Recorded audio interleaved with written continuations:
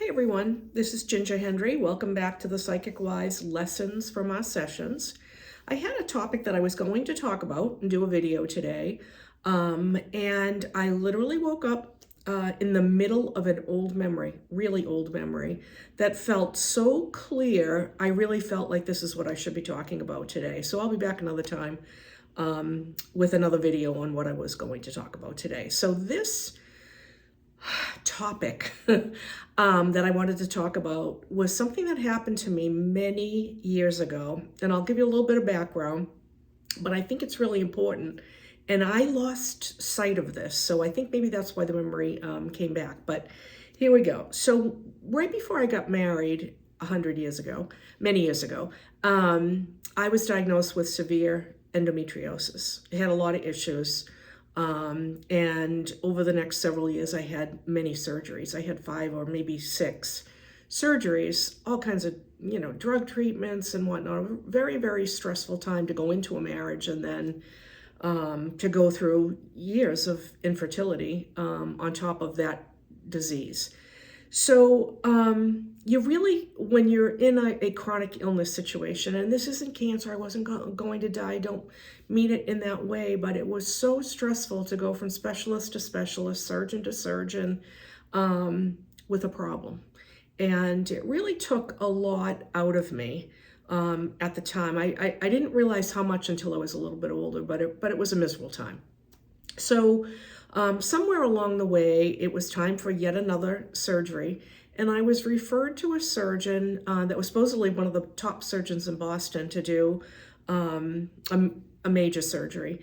And I went to visit him, and of course, all stressed out because we knew that our infertility issue was my issue, my fault. That's what it felt like. And typically, you go for an exam, and the doctor is rushed. You wait a long time with practically nothing on and you're freezing, and then they run in, do an exam, talking really quick to you as you're sitting there with almost nothing on. And it's just, in the normalest of circumstances, it's just a very uncomfortable thing. When you have something like I had, you're already really kind of down and out. So that dynamic does not help the situation. So I am referred to this specialist in Boston. And I go, and what a nice guy. He had a southern drawl. He was from down south, very soft-spoken, very kind, compassionate. And the one thing that he did that made such a difference for me was that when he did his exam, and my husband came with me because, we really felt like this was our problem, even though it was me. And so he would do his exam, and then he would say, hey, get dressed, meet me in my office and we'll talk. So we did not talk while I was sitting there freezing, and all of that, because the dynamic is just off in that. So we would go into his office. He would explain what's happening. I think I did 2 surgeries with him. And he was wonderful. I just always felt well taken care of when I left, which was not a typical feeling going through all of the things that I had been through and was going through. So he does the surgeries. Fast forward some short period of time, I think, and my older sister was kind of in a similar situation for different reasons, and she needed to have surgery. So she knew I really liked this surgeon. She called for all the information, made an appointment to go and see him.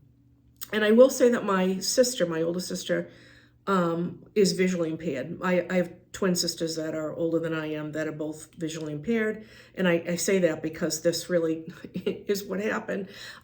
She went for her appointment, and a short time later we got together, and I said, how did you like him? Because I just loved him, and the doctor. And she said, I couldn't stand him. She said, I couldn't wait to get out of there. And I am stunned. Like, there is nothing, I'm thinking, possibly that you could not like about this man. And I said, why? What's the deal? And she said, he's so condescending. She said he had me come into his office with Michael, her husband, afterwards. And I know he was speaking to him. So did he think because I didn't have my sight that, that I didn't understand, or it was condescending. I just didn't like him. I was so shocked. And I was shocked because that was not my experience, obviously. I felt well taken care of for all the reasons I've already gone through. And she didn't. And I said, oh my God, I told her exactly what I had just said to you, why I really liked him. And there was a big pause. And she said, I never thought of that. I never looked at it that way. And I, of course, would not have looked at it her way because I had my sight. I could see, what was happening, and I knew what bothered me along the way. And it was eye-opening because it was the first time, and I was, I don't know, somewhere around 30 years old. It was the first time that I recognized that we can see things, the exact same things. We can be through, nothing is an exact circumstance that we go through, but a similar circumstance, and have two totally different visions, ideas, triggers, whatever it is, based on our own filters. So when I said that to her and she rethought about it, she thought, oh God, I now I see things in a different way. And I understand that he was trying to, to help me out and to make me not feel like it was my issue, to talk to us as a couple. And it just was an eye-opener for me. And I forgot that because especially over the last few years with all of the craziness, social media and the news and, I have said to my colleagues, said to friends, how can we all see the same things happening and have such different visceral reactions to it? And I think that's why that memory came back to me this morning, was that is the reason. We see things through our own filters. We think we're right. We're convinced we're right. When in fact, we see the world because of our own experiences, and we form judgments based on that may or may not be true. Again, true can be subjective. But I wanted to put this out there because I would love for you, if you're in a situation where you are seeing something that's a trigger, or you're seeing something and you're saying the same thing, how can that be? Why would you think that? Is to understand that person or those people are coming from a different place, a different set of experiences. And some people, based on personality, would want to be right. And that old joke, I think, that they used to say about men, or say to men, do you want to be right or do you want to be happy? And that came to me today as well. I want to be happy.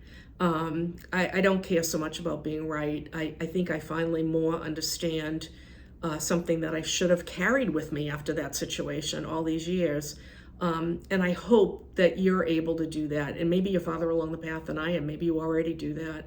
But just understand your beliefs, your reaction to what goes on around you and other people's beliefs are solely based on your own filter.